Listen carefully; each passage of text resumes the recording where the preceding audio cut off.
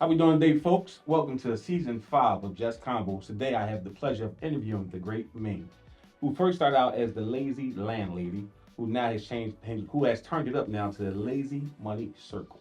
How you doing today? Thank you for coming out. You're Did I welcome. get Thank that you for right? having me. Yes. Okay, okay. Oh, first of all, thank you for showing up. Thank you for being on time. That's you really killed it with that one. Because sometimes, because where we at, people usually show up 30 minutes. The other day we had somebody hour and a half. So you just killed the game Wow. with that. So thank you for showing up. Start off. I always ask people, did you grow up in Philadelphia? Are you from Philly? I am, yes. I grew up Okay. in Southwest Philadelphia. Okay. Okay. What schools did you attend? I went to Longstreth for elementary school. Then I went to Shaw So, for middle school and University City for high school. give me some. You Yo, too? yo, you for life. Class 96. That's me. Yes, I'm 94. Give me Yeah, some. That's what I'm talking yeah. about. What program? Motivation. Where were you? Business? No, top Magnet. You know it. You see it.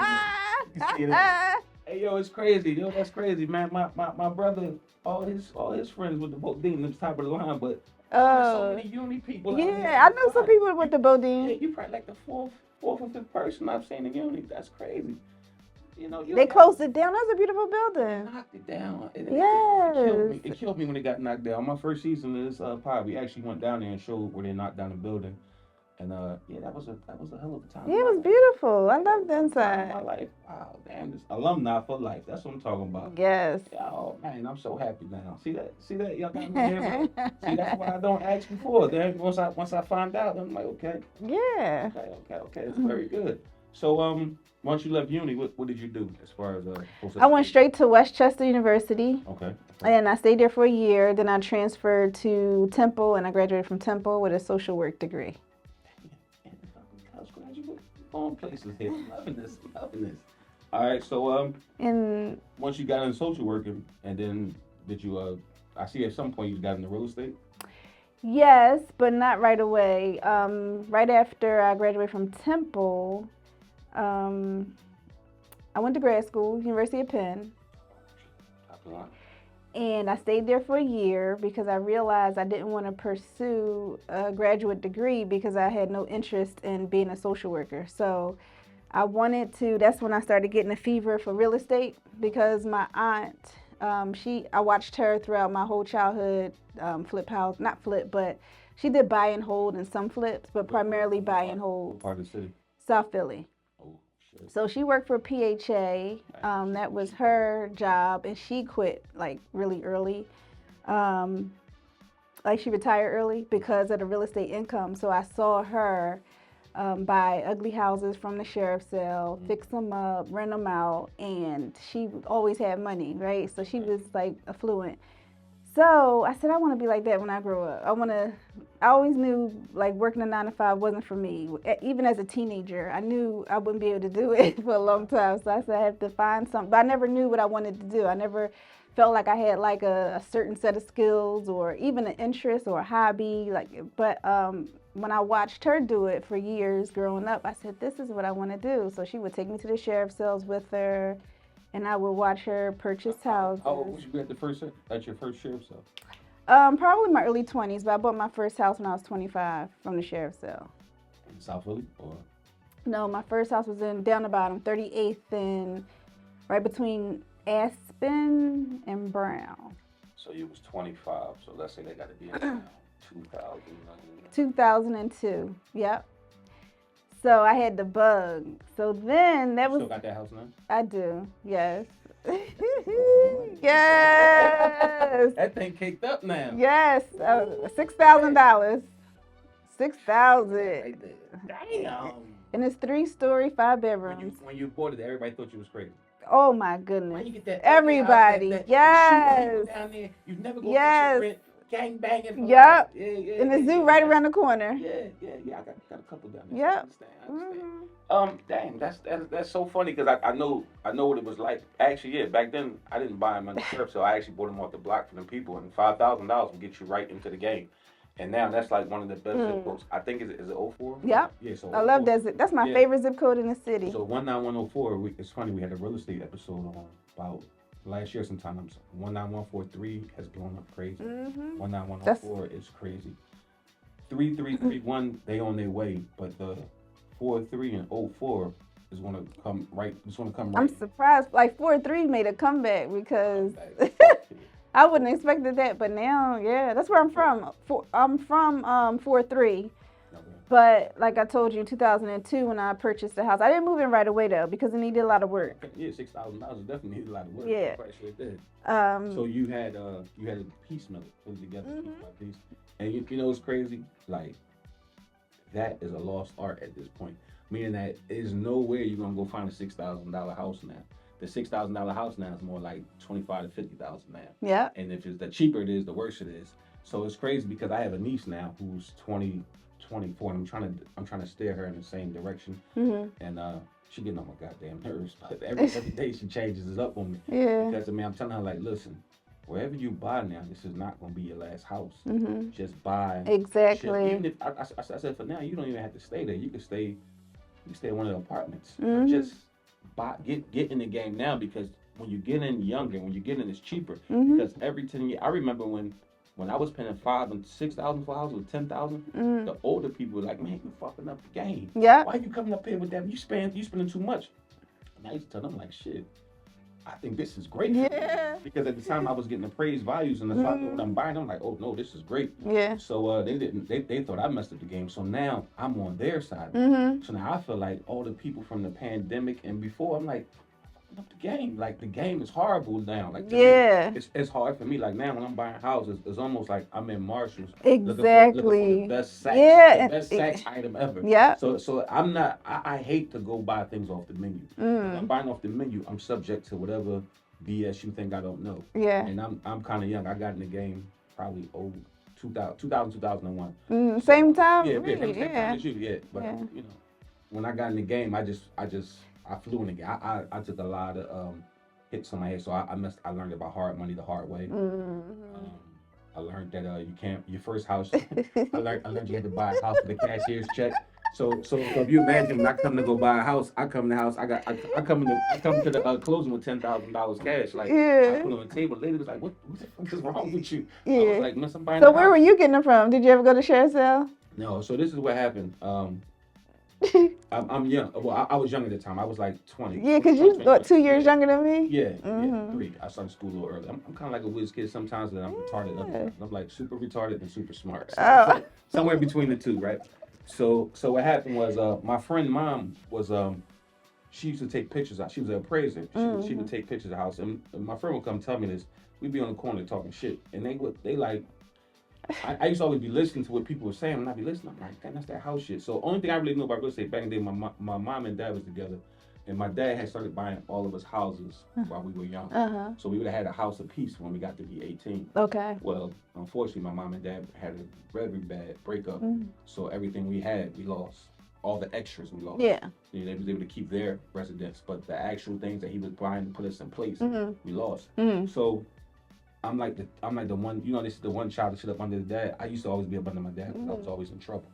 So when I used to be up under him, I would be learning. He would just be teaching me things. Yeah. And a lot of shit he was teaching me, he was telling me like, you ain't gonna understand none of this shit I'm telling you now. But you was watching. But I was just listening. So Yeah. he wasn't in real estate, but he was just telling me about equity, how to be, how that you should only be working 40 hours a week. Anything else that you gotta hustle for it. You know, only keep working until it costs too much to go to work. Until your business costs too much to go to work, there's no reason for you to keep going to work. He was telling me a lot of things. Watch out. You know, he was telling me a lot of things. So, and everything I know is from these old folks. Yeah. So when he was schooling me to all this stuff and I'm learning this stuff, I used to be like, man, whatever. So I would leave him and then go get some mischief. So even when I was in the mischief, though, he was already planting the seeds to make me see things not like everybody else. So when a friend of mine was telling me, like, yeah, I got to go take these pictures for my stepmom. I got to take these pictures for these houses. I was like, yeah, let me go with you. So I'm going with him and shit. So I knew that Diamond Street was Temple. So when I'm riding the car with him, we went all down Diamond, Susquehanna, and everything, right? And I'm looking at all these houses. I'm like, hey, I want this one, I want this one. So I'm trying to buy all this shit down around Temple. Yeah, and then you was only 20-something, early 20, yeah. Like 2021. So everything I'm trying to buy was come off the MLS list. But this not the MLS now. This is the MLS back in the day when it's printed out and it got the price on it and show you how many days it was on there, right? So I got it.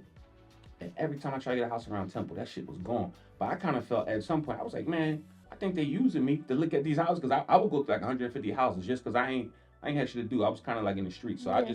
I would go look at like 100 houses throughout a like 2 week period, and I pick anything in Temple, anything close.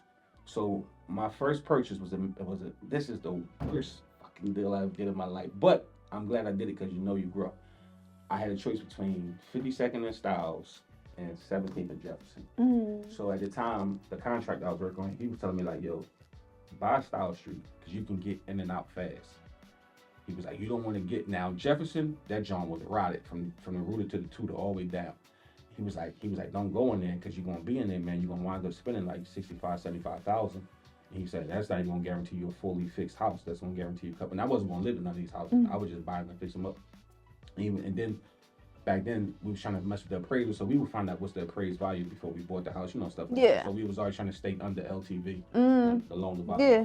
So when we do it, he like, man, you're gonna be kind of messed up. So he scared me.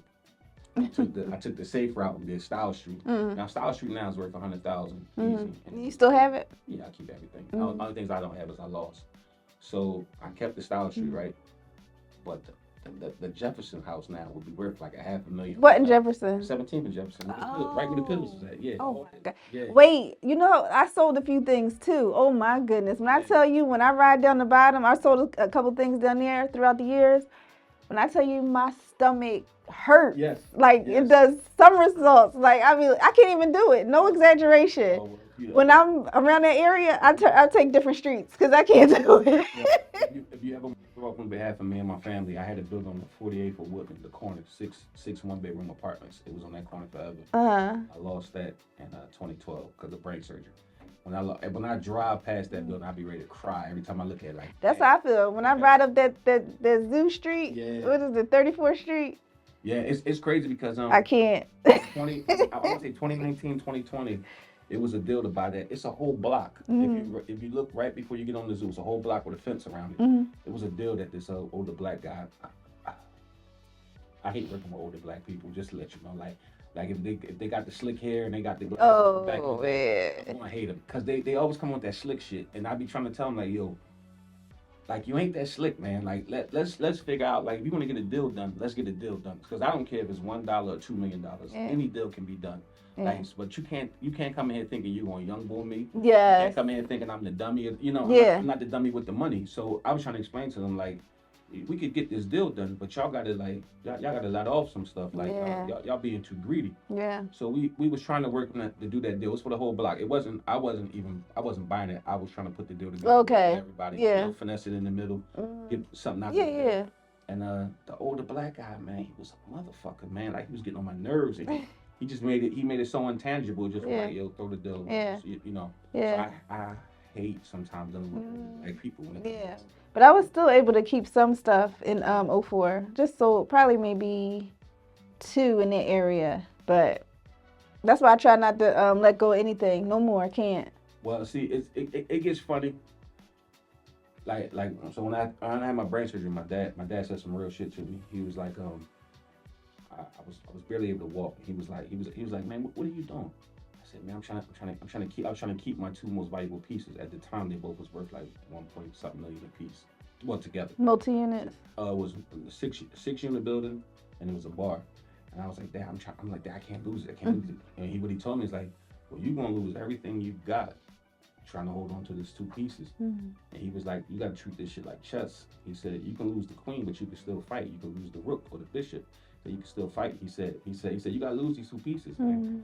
I was like, but now I'm nothing. He was like, what? Like, I'm like, no, because I was based in who I was worth off those buildings, which was a bad thing. You should never do. Yeah, you do get attached. You get attached to it because I just knew like I knew that I was coming out the ground with my next one. I'm like, I'm gonna make a fucking apartment building.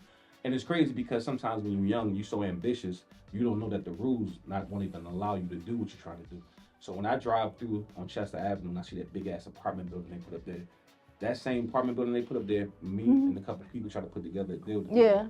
Man, they laughed us out the room and told us there's no way they want. And it's funny because there's nothing different than the time. Yeah. We try to propose the same type of thing, and they laughed us out the room. And I'm talking about back when the hard money people was charging you maybe 12 to 18% more money. Mm. They laughed us out the room like nobody will buy that, and I'm like, how? Like y'all don't understand? Like it's right here. Yeah. But they didn't want to hear shit out the shit we was trying to say. Mm. So back to you. I'm getting long winded. Let's talk about in real estate. You talk about I talk a lot. It's like Yeah. Well, I was trying to say, you know, you back there twiddling your fingers. If you could perceive right now how she up here doing yawn with this thing. I'm just trying to wait for you to stop. Yeah, That's that's all. what it was. Okay. I thought you was making little yawn boots. I thought you were about to be here. This is a long drive, I now. making yawn boots. I thought you could get some yawn next. I wonder what you're doing with that string. If somebody can zoom in on that string, see what she's doing over there. I'm waiting for you to finish. Yeah, right. Anyway, so with the real estate, so right now currently, what are you doing with the real estate? Are you making like? I do buy and hold primarily. So most of my portfolio is single family, but I do have one multi-unit. So that's in North Philly. It's 8-unit, but it's a rooming house. It's a rooming house, legally zoned rooming house. How long has it been legally zoned? Since you had it, you bought it like that, or you bought it zoned? No, I bought it like that. Yeah. That's dope. That's dope. Dang, it's pretty good. How you like the turnover on a room house? I don't mind it because they stay long and they all had case managers and payees, so I don't have to worry about you put that up on chasing. YouTube, either YouTube or Instagram. You put that up because you get something with the VA. Yeah, yep, and they all have like case managers. If they're not from the VA, they're from like another structured facility. So my bachelor's in social work came in handy because I used to work at a psychiatric hospital. So when I was there for 12 years, I made a lot of relationships with all the local hospitals, crisis centers, outpatient mental health providers. So I just built my network, and when I left, I kept in touch, and so they all feed me the tenants.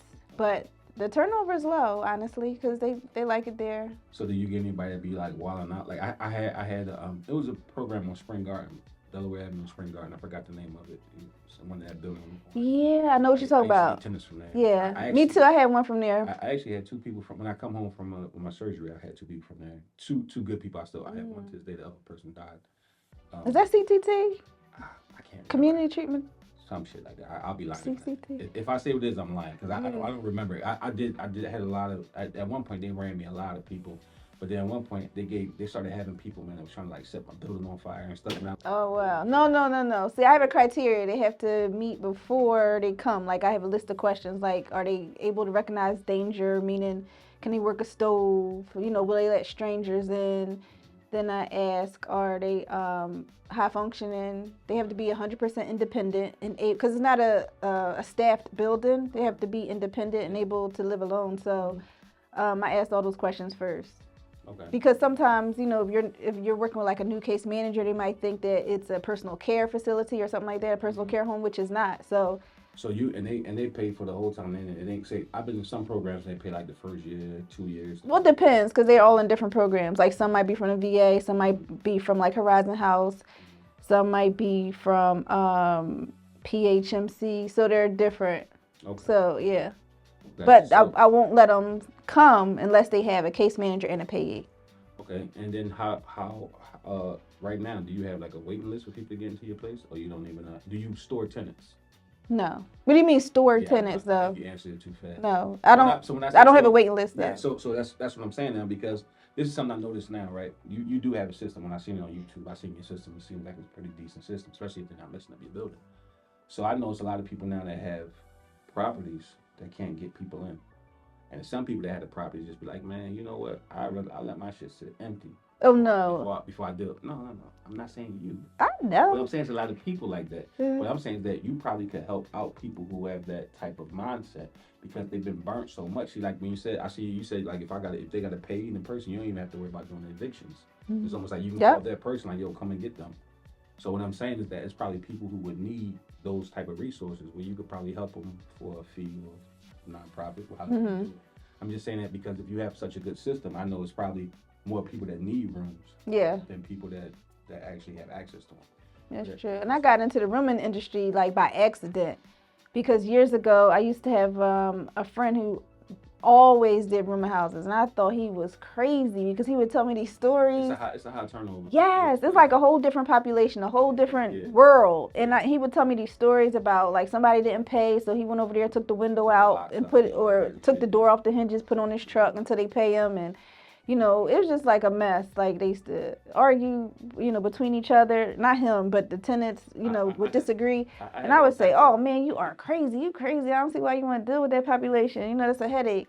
And so, low hanging fruit. Yeah. So the reason how I got into it is I had a single family home, and in Philadelphia you can rent, or you can use that as a rooming house as long as it's no, it doesn't have to be zoned if it's a single family, as long as it can't be any more than 4 unrelated people in the house. Any more than 4, it has to be zoned. Okay. But anyway, so I rented it out, and only because it was the single family that was there, the family that was renting it, they moved out, and so it sat vacant for like maybe 30 days. It was just ticking. Time was ticking. I said, "Oh my goodness," I was getting nervous. I said, "I have to get this rented."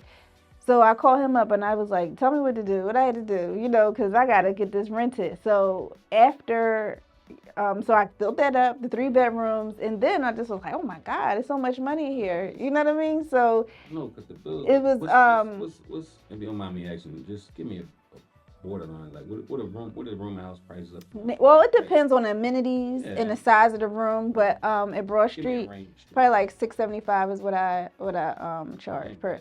Yeah, but I could get more if it was. I'm about to raise it on y'all. I'm about to raise it on y'all. Yeah, but listen, like my cousin, he has a rooming house, but he has bathrooms in all of his. So of course he gets, he could get top dollar for his, but mine don't have a bathroom. So it's like 3 stories and 3 full bathrooms. So it's one full bathroom on each floor. It's a shared kitchen and a shared dining room, and it's a really, really big building. So it's spacious. Yeah. So it just depends on the amenities, but they're large rooms. So I like $675. Ideal tenant. Is it somebody who don't call me and bug me?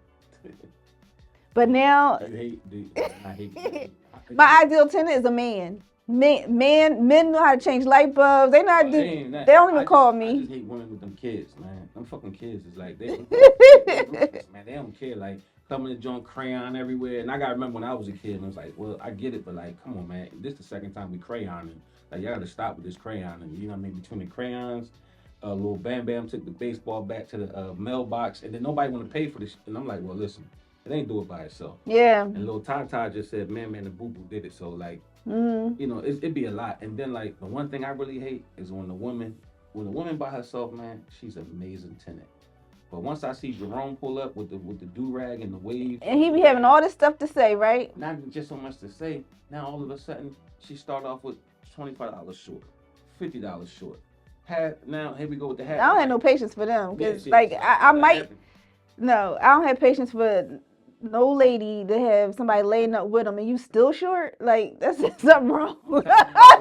He need to go home then if he can't provide. And you understand, so we've been in it for over 20 years, so I don't know how you was, but like at some point, the shit got so drastic for me because I was spread so thin. I had so much stuff going on, so many buildings. Shit, sometimes I take food stamps. Like, what you got? Because I always had multi-units. So if I got multi-units, if I got 3 people paying, right? Well, 2 people paying. If 1 person paid, it usually took care of whatever the mortgage was on the property because we got in and out as a number. So the other 2 numbers, it would be whatever I get. Really didn't matter. It would just be more for taxes, insurance, or whatever. So sometimes the 3rd one, I'll be like, I don't care what they got. You know what I mean? So I'm like, well, what you got? Well, excuse me. They be like, I got. So you let them pick the number? What they gonna give you? No, I would say, what do you have? And they would give me like, they would give me like 3/4 of the rent and be like, oh. And then this is the thing though. At this time, I'm in a relationship. We got kids and shit, and no bullshit. Like, I'm like, give me them stamps. Like them stamps work for me. Like me personally. Like you might not never done that like that, but me personally, I just look at it like. Before I get a headache going down court and everything. Now I put plenty of people out. I know how to do it and everything. sometimes they stuck me at one point though when they started getting too stickler on some of the licensing things. They kind of changed the rules on it. Yeah. At one point, you would be a part of HAPCO and pay the $400. Yeah. Right out I'm part of HAPCO too. with HAPCO. Yeah, I left them a long time ago. When I realized I had to do one time, I had to do it by myself, and I realized like, oh, this is. I just call a lawyer all the time, eviction lawyer, and he hands. You could do it yourself actually, but I prefer. I started doing them. Not to. It depends. It depends. It like because I don't really care for the money and I just want my property back. You know. Yeah, I never ask for the money either. I just want them out like ASAP, and I just tell the lawyer, yeah. So the only difference is some of those lawyers have booked out. They buy blocks, where they can get a faster court date than a regular person. But for the most part, kind of come out the same thing. Most people once they get that judgment against them, they probably go on the next day. Like in a couple days, they be gone.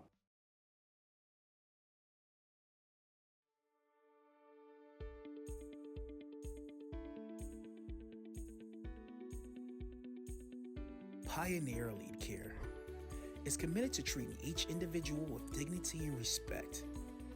We take pride in providing quality care to those who require assistance at home. Contact us now.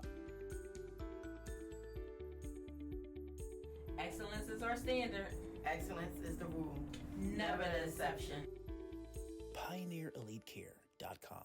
Yeah. You know what I mean? Some people you might got to get the sheriff and everything like that, but for most people, when they lose, they be like, "Fuck you, motherfucker!" Trash department and all that, but I don't care about that. I could call insurance and tell them vandalism. And, yeah. You know, such is life. Yeah. So, but most of like I said, my portfolio is single family, so I do a lot of Section 8 now. I started doing Section 8 actually. So I've been a landlord for 14 years, but I've been doing Section 8 for probably 2.5 years now. Oh, so you just started when they put the building up. You never had to go to Germantown Avenue and all that stuff. Nope. So you part of the Ridge Avenue crew. Mm-hmm. Yeah, y'all people, we ain't down with y'all.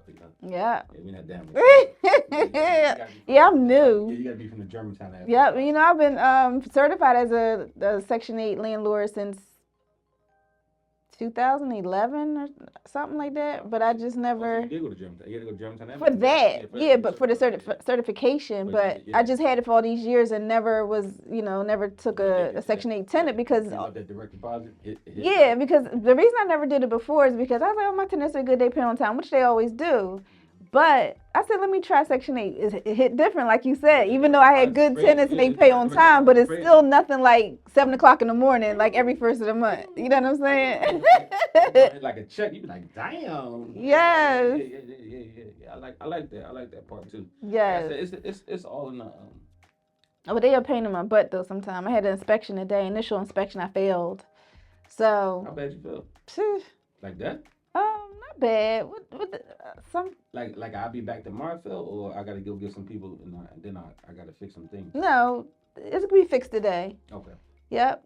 I fell one time for the cap on the curb not being on it, and the hot water tank didn't put the relief. The extension rod. Yeah. That dumbass shit, and it's like for all my life, every time we put one on, we just throw away the box on some. Yeah, I'm trying to think. It was a couple things. It was 2 things in the basement that didn't have a cap on it. Like the wires were exposed. Now I already knew that. I know that's the rule, but the contractor, he just didn't do it in time. So he was there also today with the inspector. So that's that. You did it right then and there. Some cap on some wires. No, but it was a couple more things. Oh. Your fault. No. That sounds like it was your fault. No, I wrote him. No. It was both our fault. Oh, both our fault. Yeah. Whenever the woman take blame, folks, that means it's definitely her fault. No, let me tell you what was my fault. Everything else is his fault. My fault was I was supposed to get the back of, it was like a part I was supposed to get capped, the window. I could have painted it too, but I was supposed to get that capped in the back. Yeah, I put a new window in the backyard, and I was supposed to get that capped in time, but I didn't. Oh, this the initial inspection? Mm-hmm. He ain't give you some next year to fix it? Usually give you some next year to fix it. No? How you like the lead test they making everybody get now? I'm actually certified. It really don't bother me. So, there you go. So you do your own lead test? Yeah, you can. Like, surprisingly, it's not even, like, against the law. I used to do lead and asbestos removal. It's not like a conflict of interest. Yeah, I used to do lead and asbestos removal, so I understand it. But I just know one day it just came out of nowhere. When it happened, I mean, they might have been telling people for years, but I know the first time I found out, I'm like, damn, like, I used to be up on all the new rules, but then the rules just got too many new rules. Yes, let me tell They you. one new rule every 2 years. Now it's like Ever since 6 COVID, months. Yeah, right? every 6 Ever months. since COVID, it's like you need a doggone Yeah, you need like encyclopedia to keep yeah, up with the landlord yeah, laws, yeah, the local laws. and that what's that? The diversion program is crazy for some people. The mediation, Yeah. like you have to wait 30 days before you could even get a court date. So what it's going to be is it's almost going to be like they're going to start throwing people in court faster and stuff like that. It's going to hurt the small landlords, and it's really going to hurt the new landlords. See, like me, Or the old ones too who don't know the rules. yeah, who don't, Or know who about can't it. keep Yeah, up. yeah, he gonna get frustrated. Yeah, I'll be that in a couple of years, so I'm getting older by the minute. Yeah. That's how I feel. I'll be thinking like an exit strategy, like what I'm going to do, because I do want to kind of like sell the singles and get like a big multi-unit. Yeah, I got a couple singles, but I never liked singles. I was always like, I want at least 2 or 3, because if it's 2 or 3, worst gonna work. Especially when you go to the bank always minus out 1. You know what I mean? They always say, well, what happened? They always minus out 1 or 30% of the rent. That's like their formula they come up with. I don't know who does these formulas, but they got a formula for every damn thing. But I always liked it. I always liked my chances of always making. Whenever I did a building, I wanted to make sure that 1 unit could take care of. Yeah, that makes sense. That's smart. Yeah, that's how. Like I said, when you come in this game and you young, man, you can see everything so different. Like when we the first 6 years was so beautiful, and so I mean, I thought I had this thing smashed. I used to tell my dad, like, man, you should have just hired me when I was 14. I was like, I got this shit figured out. He used to always tell me, like, boy, you have no idea what's gonna happen one of these days, and I ain't know what he was talking about. But 2008 smacked me so hard. So you had an aneurysm, you mean? No. 2008 is when your surgery? 2008 is when I woke up one day. I went to sleep as a high volume man, and woke up and the bank cut all my credit lines and told me they didn't give me no more money. So in 2006, 2007 is my best years in real estate. And at that point, I was able to walk into a certain bank. It was a small bank. I think it was called Landmark. I think I forget the name now. I was able to walk into this bank and like get anything I wanted. So and I had a hard money person that would give me anything I wanted. So if you can imagine, for like 2 years, I was operating as anything I saw I wanted, I could buy. So I buy with the hard money, get this guy right here to refi me out. I was like the golden boy, you know what I'm saying? And I thought that shit would like last me for the rest of my life. I didn't know that usually when you're going like this, you ain't too far from starting to go like that. So what happened is 2008 came, and everybody was screaming recession. I was like, I don't know what y'all talking about. I don't feel no recession. We able to buy. I could buy. I could do whatever I want. Got stuck. So I went out, and because I seen nobody could keep up with us. Well, not even say nobody. The smaller mom and pop people wasn't keeping up with us. So I went out and I did a big ass purchase, like probably Like a blanket loan? Yes, it was 4 properties in the bar altogether. So the refi out of that would have put me somewhere I would have never looked back. But I didn't know that 2008 was happening while it was happening, because it's not like nobody ever tell you like, hey, listen, we about to start fucking you over. We're gonna start cutting. So what happened was, first thing they did, they cut all my credit cards in half, and then my credit line. I went to sleep. My credit line had like 100,000 on it. I got the next day my credit line. They took away everything out the credit line, and they told me that the properties wasn't worth what they was worth no more. See, it's funny because I see it happen to people now. It's about to start happening to a lot of people now, and I'm watching. I'm like, doomsday is coming all over again, but it's a slower kill this time. It's not as fast as it was. Like 08, it was just like close your eyes, open up, you're done. Yeah. Yeah, now I see them. They like slowly killing people now. It's not as crazy. I see some crazy things in the market now. I see a guy selling houses 160, 200,000 for houses that look like little small 3-bedroom houses, and I guess he just took all the equity off of them, never put nothing back, and now he's selling them like at maxed out price, and I'm like, that shit don't work like that. So I'm starting to see shit like that pop up on the market. Yeah. So when I see that type of stuff pop up on the market, I'm like, oh, it's Yeah. coming. Yeah, it's coming. See, I wasn't around for like the '92 crash when my dad said like they kind of shut people down. Now I followed my aunt's method, like because I bought so cheap, and like most of probably like not most, but like a lot of the houses I had came from the sheriff's sale, like free and clear. So I don't have loans on everything, so that kind of is a cushion. You gotta wait a year anyway for that redemption, the right of redemption, you mean? Yeah, you gotta wait a year for title. Title don't like to touch it. Nobody like to touch it until a year after you purchased it. Yeah, but I just started getting into loans like recently. Oh, for real? Yeah, see, I was going at it like, and it came back and bit me in the ass. Like I learned the hard way. That's why now for the last couple years I've been in neutral. Like I only do a deal if it makes sense. I really more so just help people for free now. I help a lot of people. Or I put things together. Yeah. I kind of just get the joy out of just doing stuff for free. I don't even like I'm not as adventurous as I used to be. Yeah, when I was young, I didn't care. Like any deal, like wherever it was at, go for it, go for it, go for it. Now I just be like, yeah, like I'm so gun shy. I'm so used to those cheap deals. Like now Not everything, the same, right? right? The sheriff sale is totally different now, right? I haven't ever since COVID. I haven't done a sheriff sale because it's online. Yeah, it's online, and I think you have to walk in like bid for assets. Yeah, I don't even know. I don't That's even know the how it goes. website. Mm-hmm. Yeah, I never. So you haven't tried it at all? I went on there. I looked, but I didn't. I never Low price? purchased. Oh, you didn't like the prices? No, it wasn't the price. I just didn't participate in the auction. So I don't know. I just didn't participate. So. Okay, so you think you're gonna be getting back to purchasing, like this upcoming? Well, yeah, but the next thing I purchased is me, my husband, is going to be an apartment building. Okay. Yeah, no more singles. No more singles. Ready for that sprinkler system? Yeah. Sprinkler system is serious. Yeah. Well, yeah, but the triplex or bigger. Yeah, the sprinkler system is thousands and thousands. 18,000 if it's like that triplex one. If it's but if it's a commercial building, you'd be up like in 32,000. It wasn't the 20s. But because every building's worth so much now, the equities in the property get it done. It's just the mother effort. Like my cousin just did it, and it took him like an extra year to get all the stuff done. Because once they put the sprinkler system, then they got to break the ground in front and run it from the you got to get a whole new supply line. It can't be the house supply line. They got to run the extra one. By the time they do all that, it just costs. And then everybody don't have the qualifications to do it. So people will tell you they can do it. Yeah. And that's really a pull a permit. This ain't no BS at this point. And sometimes people get exposed to BS, and that winds up being the process.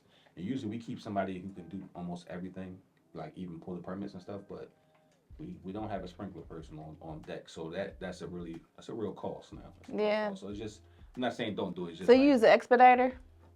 What, for the permit and everything? Yeah. No, whoever I get got to pull okay. permits. Yeah, I don't participate in all that. Like all these new things they got coming out. Like I'm a guy who used to be downtown. I used to really sit downtown. I think downtown is easier now than what it was back in the day. When I first used to go downtown, it was a bunch of middle-aged black women who couldn't stand my ass and be like, "What you buying that for?" And they all had attitudes.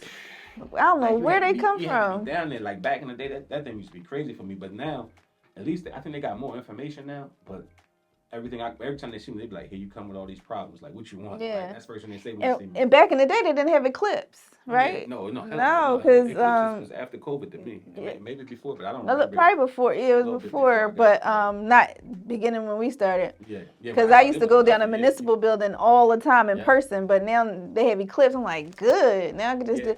And they had a chat feature on Eclipse. Now you could do like a live chat. Yeah, I like the Eclipse. I like it, but I like that actually when COVID was going on, you had to make an appointment to go down there, and like I ain't never had to wait or nothing. You make that appointment, you get right in, right out, and it was like people just was more knowledgeable. Oh man, I loved it during COVID because it was just in and out, straight to the point. It wasn't no BS like now. It's not right now too. I don't mind going in there now, but I remember before all that, before the machine and all that, you had to go sign the paper, sit back and wait and listen. It used to be so rude, man. It was like the rudest place I ever been. But I learned, like the municipal building is the basement part. But when you start going to the 5th floor, the 5th and 4th floor, when you get in real trouble, you go up there. It'll help you out a lot better. L&I up there. Well, L&I, but it's even the even you gotta when you talk to the law Oh, people, okay. Yeah, you learn a lot of stuff in there. Like you gotta go through it. Like I wound up. It was the parts when I lost stuff. So when I used to go up to the law building, I used to just learn a lot. They used to be just telling me shit. I think they was telling shit trying to like break my spirit, but I just be listening like. You mean to tell me that's all I gotta do? Because I don't know if everybody remember, the city used to send out these crazy letters. I guess they got like a psychiatrist to write these letters. They would send out a letter to make you think you about to lose your building. So when I go through the brain surgery and everything, my taxes, everything keep piling up. And I'm like, oh, shit, I'm about to lose everything. But when you go down there and finally talk to them, the letters just was to scare you. So once I learned that, I'm like, damn, I know how to get through this shit now. But you gotta go through it. Yeah, it's like a whole crash course you gotta take. Yeah. Like yesterday, I was on Phila.gov and they said my tax bill I knew I paid it in full, right? Well, I knew I had, it should have been paid in full. And so anyway, I went online. No, I got a letter. The letter said, oh, $300, but for 2024, but for 2023, I have a credit for $444. So I called them. I said, what's going on? Like, why can't, I should have, y'all owe me, right? Yeah, you owe me. Y'all owe me. So she said, well, you have to apply for your refund. Yeah, for all the paperwork. Yes, you do. Because she said we can't automatically apply it. See what I'm saying? Like, I got stuff to do now. I got to stop and do this. This is like so tedious, you know? How you like how them taxes dropped? Did your taxes triple, double on you? Yes, they did. It's crazy. And now, I don't know if the insurance, but this the last 2 years, my insurance done tripled and doubled on me. Like, I'm like, damn, Jesus. I'm like, whoa, I think they want me out the business. Yeah, and I put in for a review. They denied all of them. Yeah, me too. Well, I did get the homestead on some of the ones that I owned for a while. Not a lot of them, just like, you know, you get one. They give you one, sometimes two. You know what I mean? Depending how you can finagle it. But you can get a homestead act. But that's about it. They'll give you like on 1 or 2. After that, they'll be like, all right, buddy, you're on your own. And yeah, the prices, the values. And I just seen the mayor just said the taxes going up again. I don't know what the hell is going on here, man. It's crazy. Yeah, it's like. So it's almost like they're trying to push the little people out the game. Definitely. You know? So when you said exit strategy, I'm considering it, but I don't know where I'm gonna go yet. So I don't know. Like, it's kind of like I don't want to do it yet. Yeah. So in a few, hold on, I'm 48 now. So I don't know. Maybe in the future I'll sell everything, or just move up to like an apartment building and like a big one. I don't know. Just manage everything from there. But the good news is I have an assistant now, or a property manager, so they handle like all tenant relations. So you don't have to do no talking.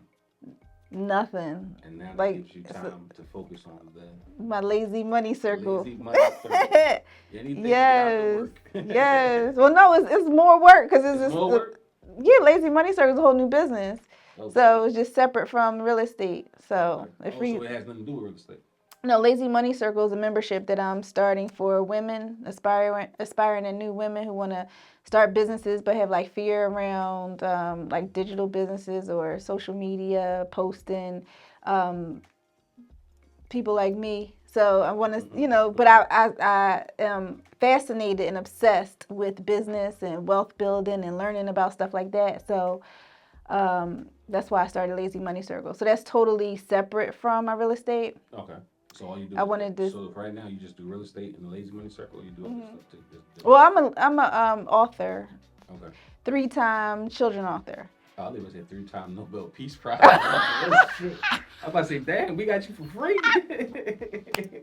so you read 3 children books? Yes. Yep. Okay. The Noodles collection. Collection. Noodles Gets Allowance. They're all true stories. Yeah. Noodles Goes Thrifting, and Noodles Wants to Be a Landlady. Huh? You Noodles. Yeah, I'm Noodles because my. Okay, Noodles. I got it. Yeah. Noodles to be a landlady. Okay. Yeah. So 3 different ones. So they're all true stories about. They're really short stories though, but it was just about. It's like a passion project, just telling stories about my childhood. Remember earlier you telling me about your dad, how he inspired you, and I was telling you my Aunt B inspired me to be a landlady, right? But all of the stories are about all of my aunts. Like one aunt called me Noodles when I was younger, so that's where I got the name Noodles. And then my mom, one book is about her because she's a thrifter, so I always grew up going to thrift shops with her. And then the book talks about how my Aunt Viv was, she always had a pantry growing up. So they all taught me about money in some way. My dad, he taught me how to save because he always used to say, make sure you save. You an avid saver? Yes. He said. It's kind of hard to be in real estate. Yes. He said, pay yourself first. And he used to tell me that when I was like a teenager. And I said, what does that mean? And then I say, Dad, I don't, like, when I was a teenager, early 20s, I said, I don't have enough money to save. I'm getting this little, I don't have. 30%, save 30%. And he said, no, he never told me percentage. He said, you don't have any children. And even if you save $5 a month, after 3 months, you have what, $15. But that was just an example of if you save, it'll stack up, right? So you'll never ever have a rainy day because you'll always be prepared. So like now as an adult, I totally understand what he means, and I abide by that, especially in business. Like now, I do the profit first model. You ever hear of profit first? I read a book by Mike Michalowicz.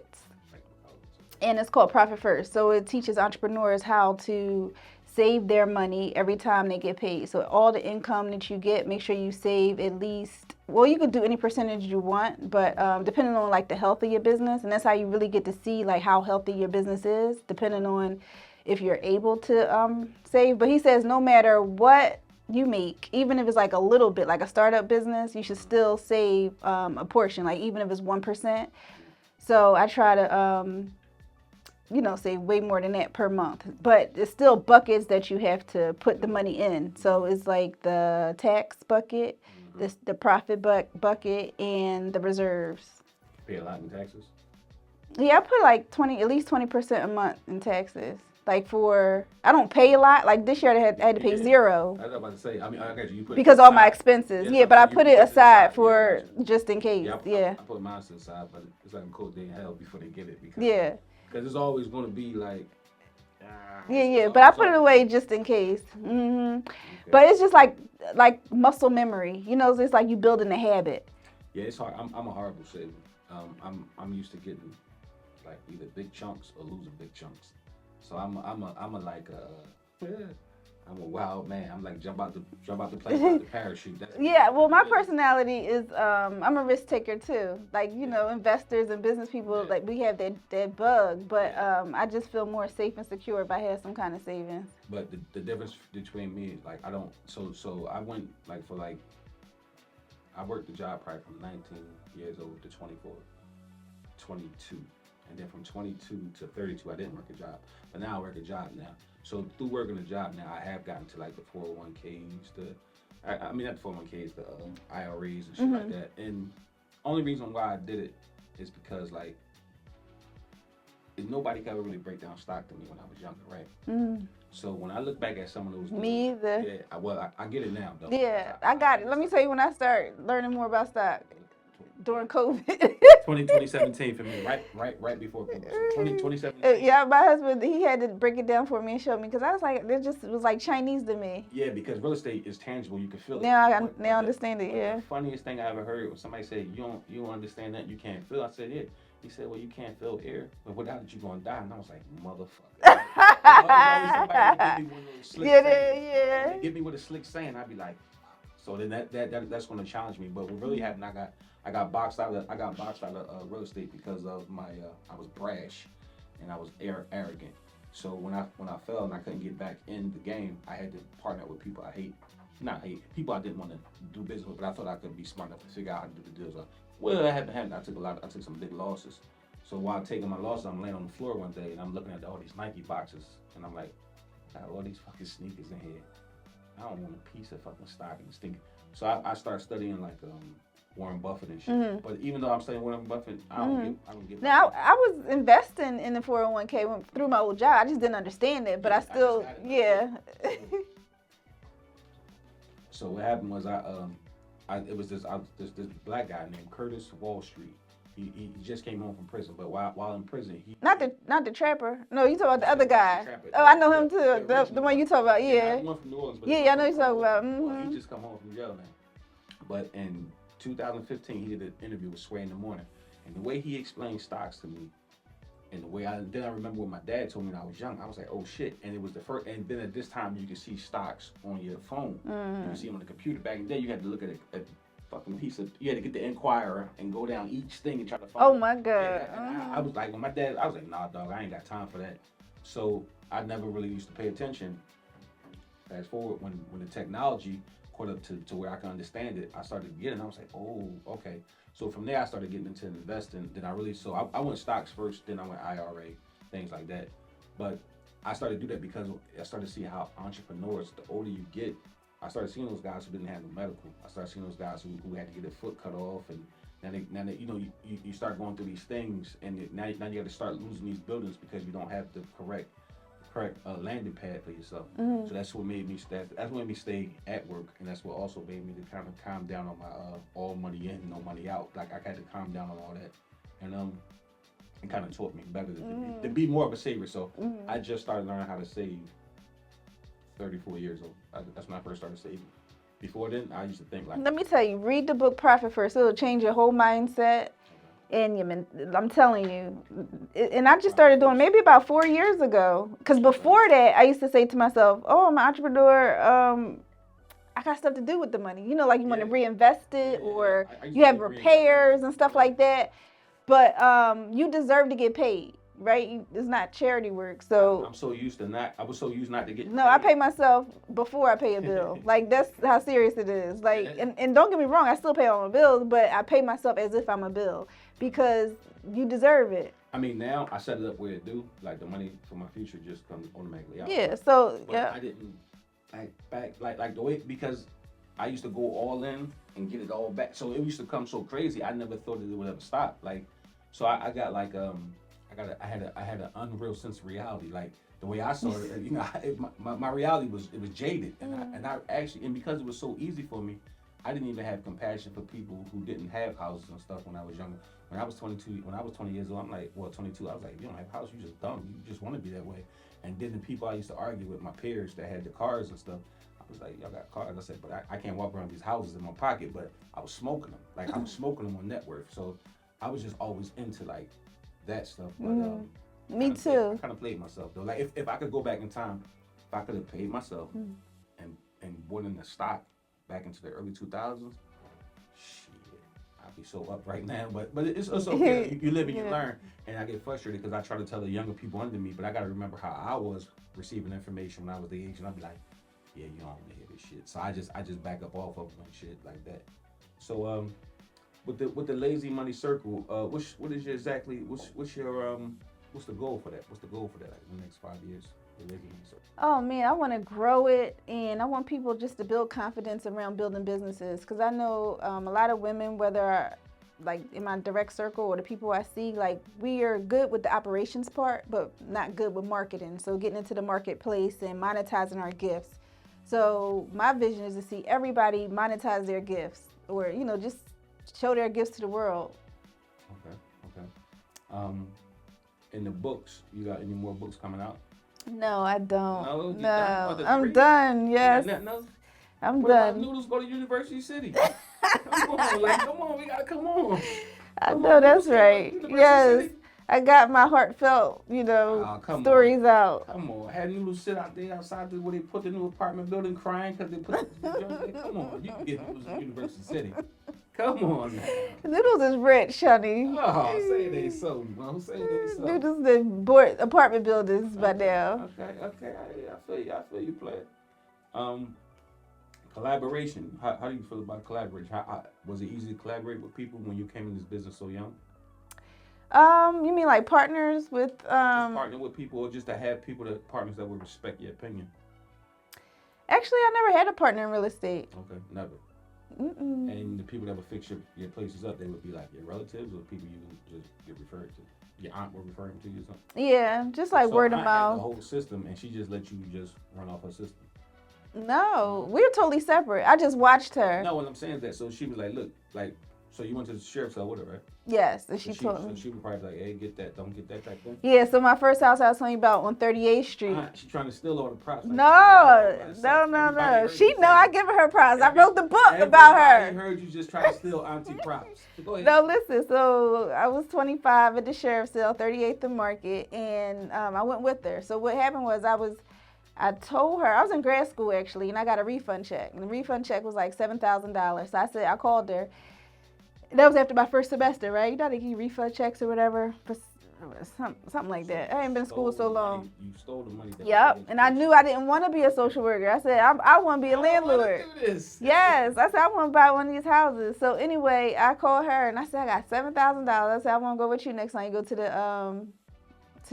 sheriff's cell. She said okay. So she called me on the day and I went and we sitting like in the second row or something.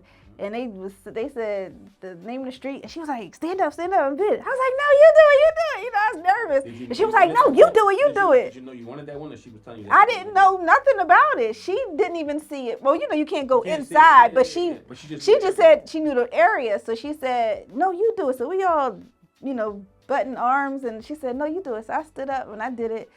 And when I tell you that's an addictive feeling, that adrenaline rushing, and like I was addicted. Like ever since then, I would go like probably every sheriff sale for like the next 10 years. She's like the guy on Heat, and the boy was like, why you still doing this? It's the rush. Yes, it is the rush. It's like you get all these jitters, but it's just like the feeling. Don't win. You be on cloud nine. So, yeah. So I used to every sheriff sale that used to come up, I used to write a list of at least 10 houses and take off work because if I'm taking off work, I knew I was coming home with one at least. Oh, So I would write like a list of 10 that I was interested in.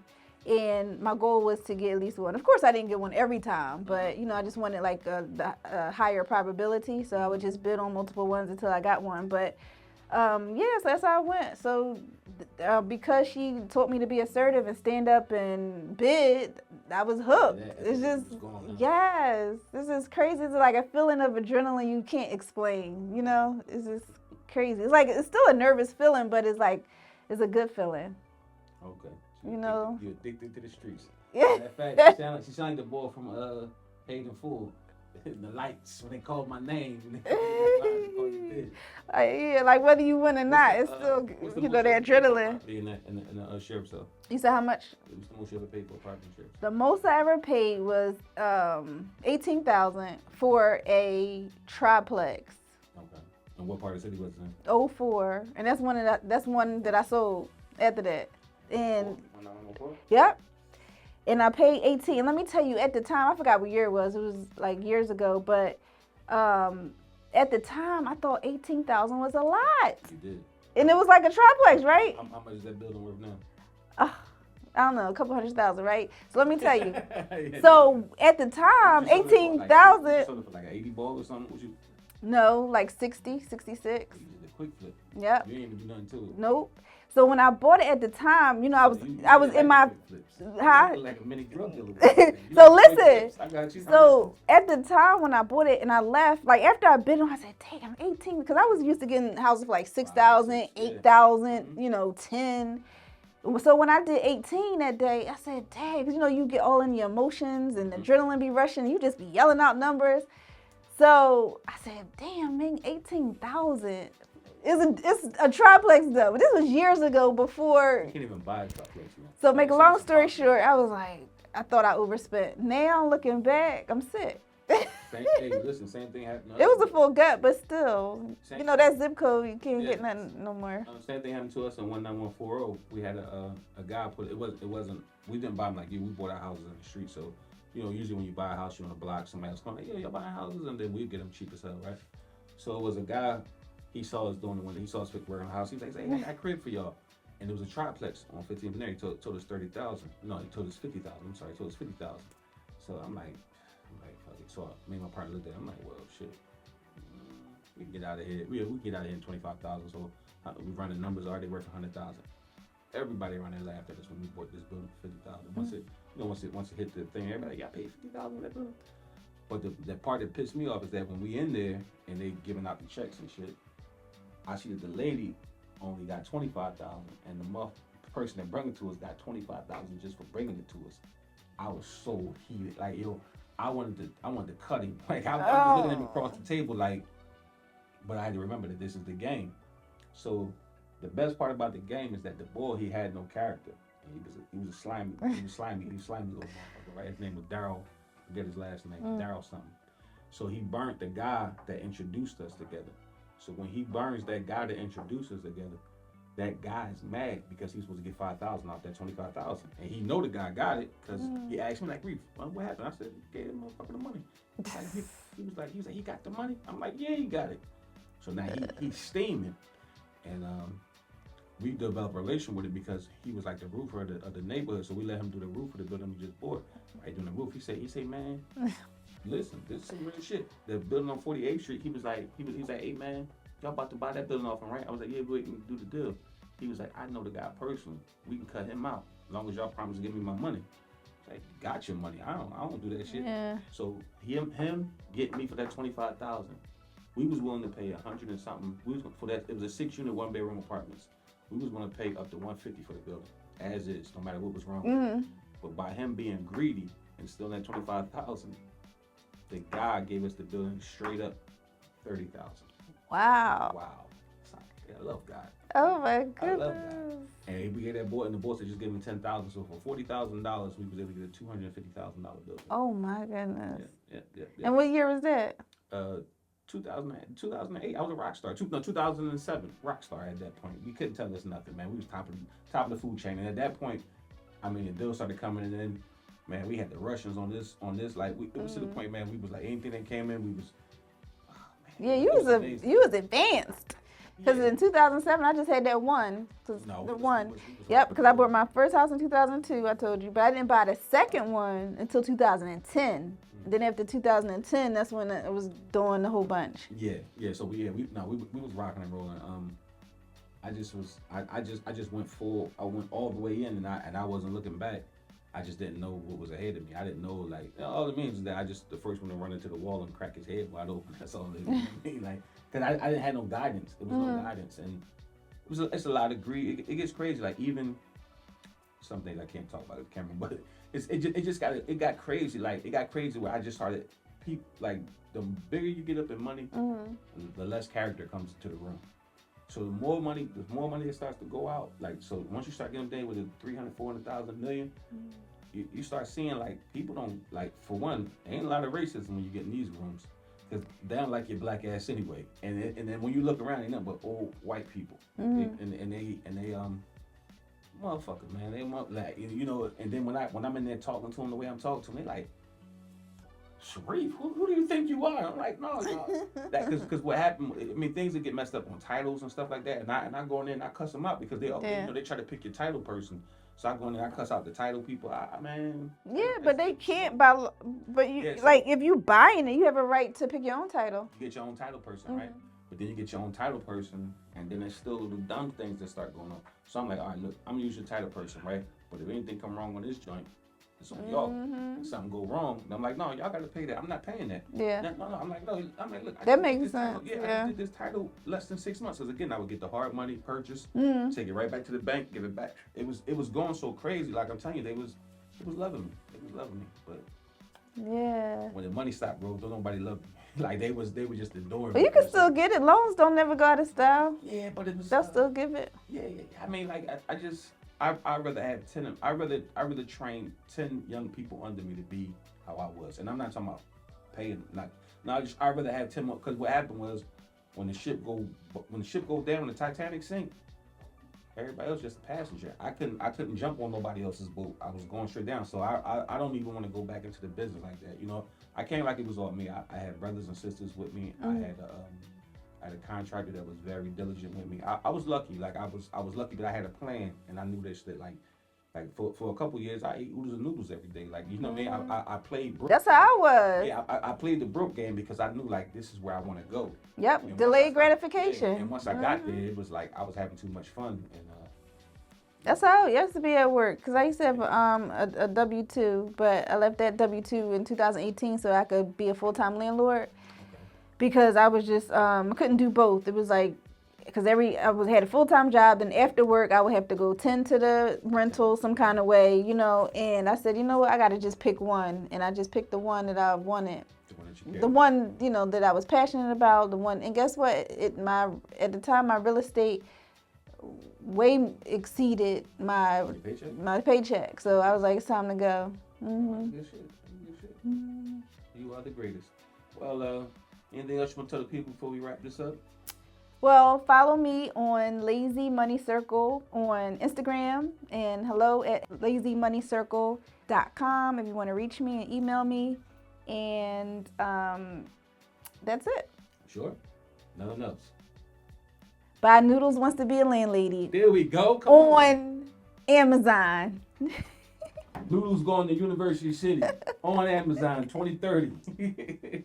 Well, Ming, I want to thank you for your time. Thank you for coming out. Pleasure that you was definitely a Jaguar. Yes. You know what I'm saying? Thank you again, folks. Thank you for coming out and watching. This is Just Convos. Sharif Haggett. Remember to like, share, subscribe. Thank you very much. Have a good day.